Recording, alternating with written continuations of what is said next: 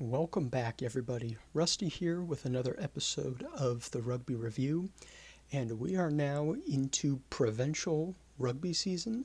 So we're going to be going through NPC and Currie Cup action.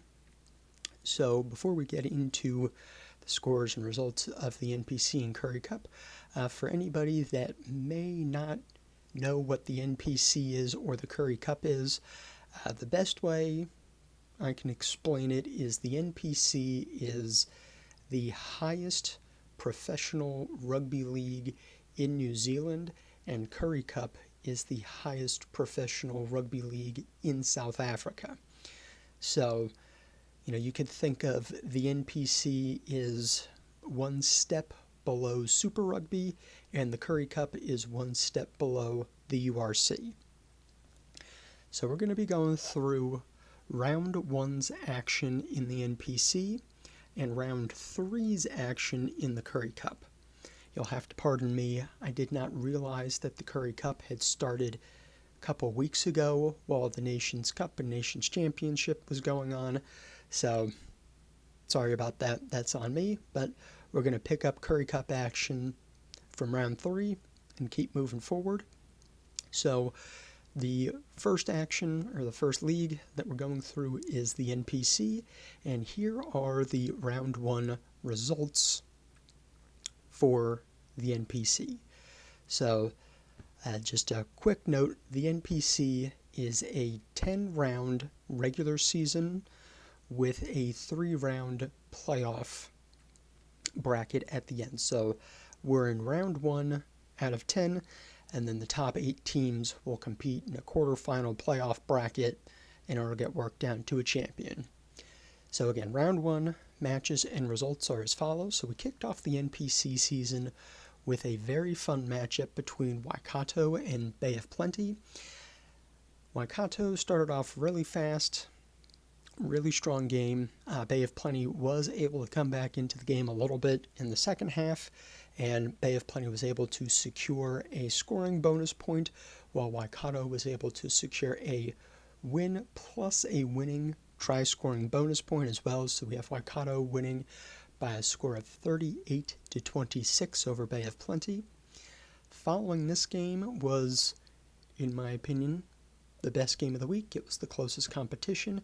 It was a game between Tasman and North Harbour, where we saw Tasman getting the bonus point victory over North Harbour by a score of 31-29. Now, I will say I think North Harbour is the team to watch out for this year. They were just significantly improved from the last time I saw them. Really fit, great defensive organization. North Harbour was able to maintain a strong high level of intensity during the course of the whole game, so I think it'll be fun to see where North Harbour goes throughout the course of the season, because I think they're going to be kind of a surprise and a much stronger team than probably what most people thought they were going to be. But anyway, Tasman gets the bonus point victory. North Harbour does end up walking away with 2 bonus points themselves, scoring and losing by 7 points or less. Following that game was a competition between counties Manukau and Taranaki, which saw Taranaki winning this game by a score of 20-5 over counties.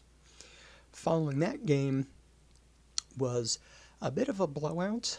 We had Southland versus Otago, and Otago was able to dominate Southland in this particular game. Otago won by a score of 41-14, walking away with all 5 points over Southland. Following that game was a super fun, super competitive game between Canterbury and Auckland. What a way to start the season for Canterbury and Auckland, just coming out hot with this game. So Canterbury ended up getting the bonus point victory in this particular game. A last-second try by none other than Richie Mo'unga ended up securing the victory for Canterbury, and Canterbury won by a score of 38-31 over Auckland, but Auckland does get to walk away with 2 losing bonus points, try scoring, plus they lost by 7 points, so they walk away with a couple points. So Not the worst thing in the world for Auckland, but definitely wanted to secure the victory. But still a really fun game to watch to kick off the season. Following that was a dominant performance by Northland over Manawatu. Northland ended up winning this game by a score of 40-14 over Manawatu. And then the final game of round one was, I guess, theoretically supposed to be a good competition between Wellington and Hawke's Bay. Hawke's Bay absolutely dominated this game, especially in the first half. I think Hawke's Bay probably mentally shut off just a touch in the second half, allowing Wellington to get a scoring bonus point. But anyway, Hawke's Bay absolutely dominated this game and beat Wellington by a score of 52-33. So this was easily the highest scoring game of the weekend. Bit one-sided, but still fun to watch a try-scoring fest anyway. So moving on, let's take a look at the standings after round one in the NPC, and kind of a boring split and kind of boring standings at the moment, but as you can imagine, after round one, half of the league is 1-0 and the other half of the league is 0-1. So there's 9 rounds left in the regular season. Plenty of rugby to be played, and a lot of movement and a lot of action will be had in the standings here. I think a couple of big things to pay attention to is where North Harbour and Auckland end up.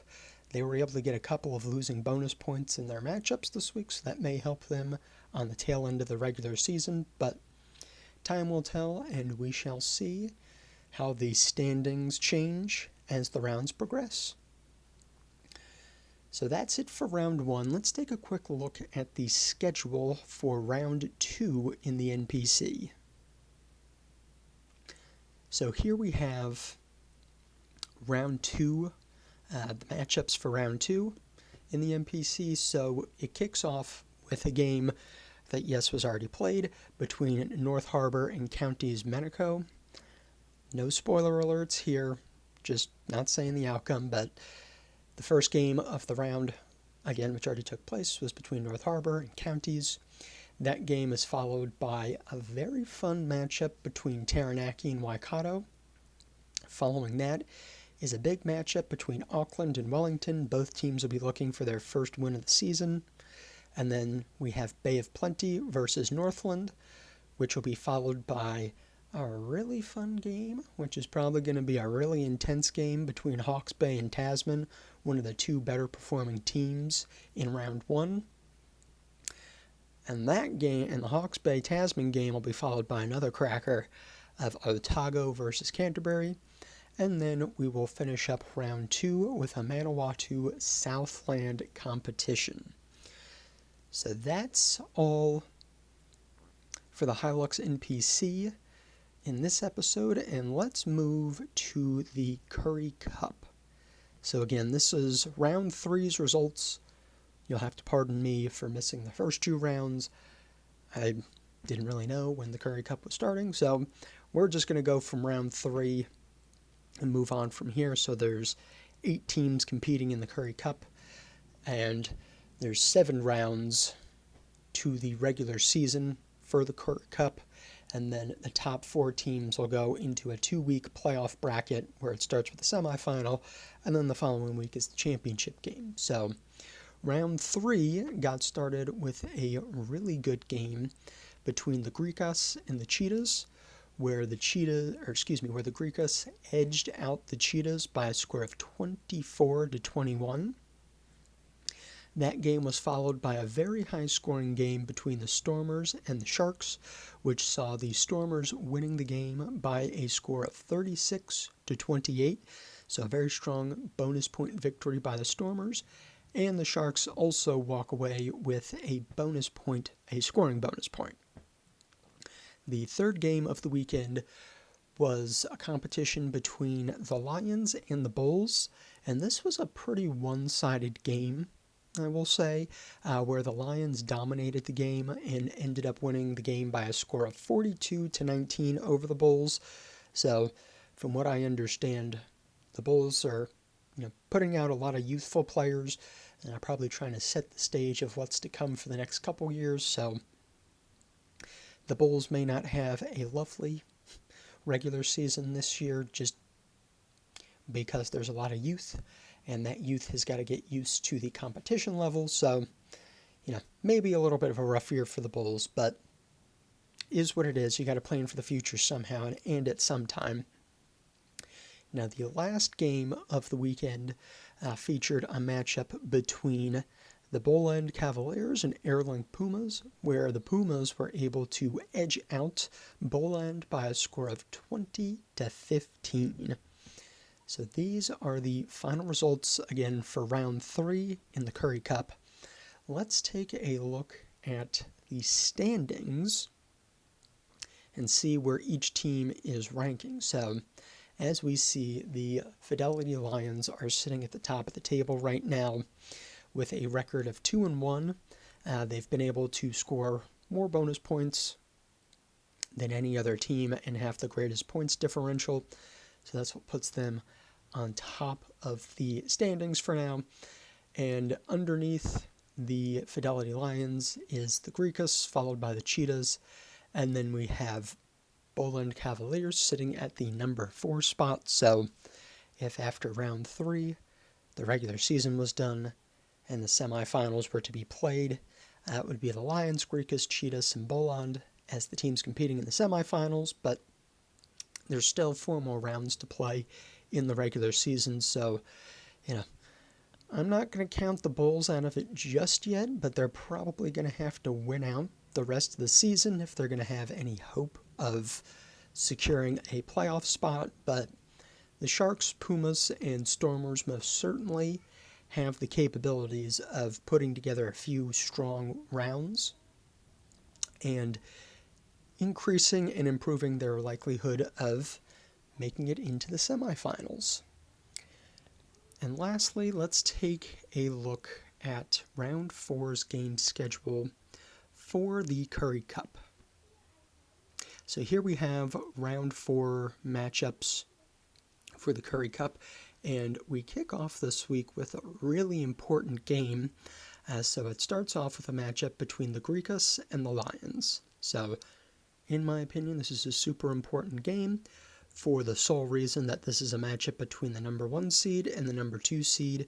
So depending on who wins this game could have very big implications on the standings after round 4. After that, the second matchup of the weekend is between the Bulls and Pumas. That game is followed by the matchup between the Sharks and the Bowland Cavaliers. And to finish out round 4, there will be a competition between the Stormers and the Toyota Cheetahs. So that's all the action for the Provincial Rugby over the past week. This weekend, again, round 2 of the NPC will be taking place, and round 4 of the Currie Cup will be taking place. So, hope everybody has been enjoying their rugby so far. That's it for this particular episode. If you've made it this far in the video, again, greatly appreciated. If you could, hit the like button, hit the subscribe button. If you want to share this with somebody you know, please feel free to share it. Again, but this is it for this week, and I will see you next week for a round 2 and round 4 update. Enjoy the rugby, and I'll see you next time.